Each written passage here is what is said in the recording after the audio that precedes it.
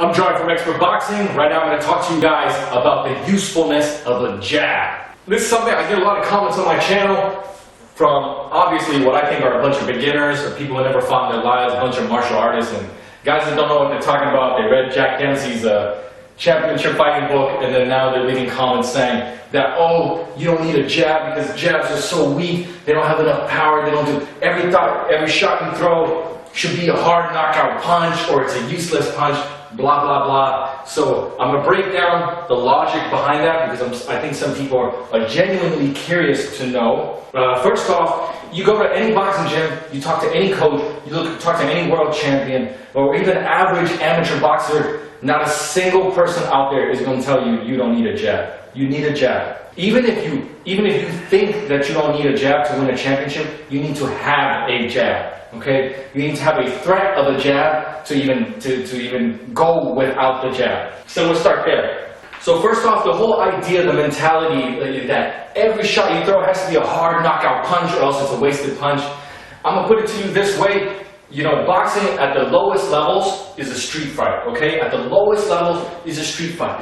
Brawling, okay? So imagine two guys coming in, swinging for the fences, trying to knock each other out. I can totally see how, if you're coming from that mentality, that your mentality is that it's a street fight, then your mentality is in a street fight, you want to see who can commit more, who can throw more power, who can make their shot count more. But when you watch a high-level fight, none of those dudes commit. They stay far out. It's like boxing is a game of non-commitment. All these guys are using the range, using the reach, they're testing you, they're testing you. They don't punch first, they wait for you. You throw your big punch, they come in, they throw the hard counter, and they knock you out because you committed yourself. So in boxing, really, it's a game of feints, it's a game of not committing, it's a game of I touch you, but I don't commit all my body weight. Or I attack you, but I don't commit all my movement into the space. I just kind of set the range. I just get a little contact, I score, and then when the timing is right, I land a big shot. Another thing about boxing too, is that even at the highest levels, you know, you're going to miss. You're going to miss anywhere from 75 to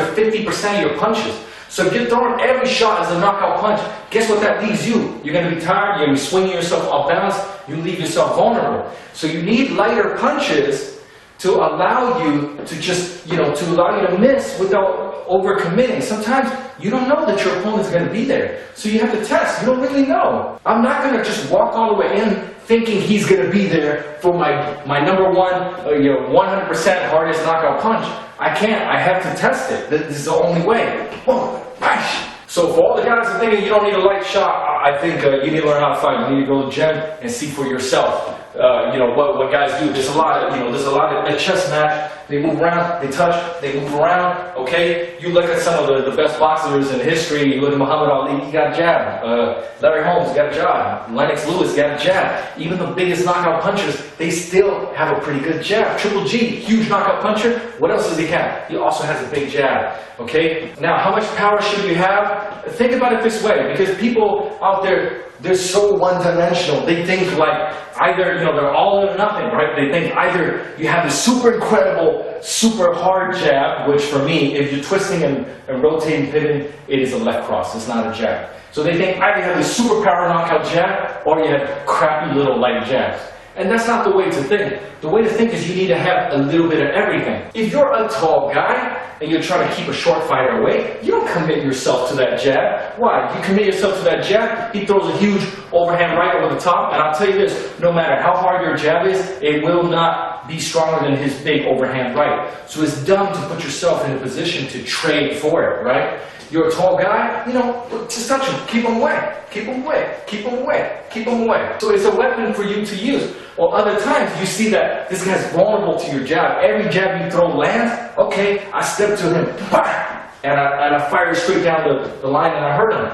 We don't take anything away. If I teach a lighter jab, it doesn't mean that I'm trying to take away your knockout jab. Or if I teach a knockout jab, doesn't mean that I'm saying you should never use light jabs. We use hard punches to cause damage. Other times we need shots to just set up shots. Other times we need to touch a guy to open him up somewhere else. okay? Or other times, the way their defense, the way their movement is, I mean, that's just how fighting is. Sometimes you're never going to be able to hit a guy square with a hard shot. So you just touch him with what you can. And it's annoying, maybe it's a boring fight to you, but it's just a thinking chess match. It's a touching fight. And this is something you would know if you actually fight. So, that's all I got to say on that. You know, learn everything, try every style before you discard, right? So pick up every technique before you think you're in a place where you're good enough to discard techniques that championship fighters have been using. So, you know, use your logic here, you know, test your logic and go out there and get some real experience to know whether or not you really need the jab. I'm Johnny from Expert Boxing. You enjoyed this video, you want to see more great boxing tips, subscribe to my YouTube channel, and also check out my website, expertboxing.com. Thanks for watching.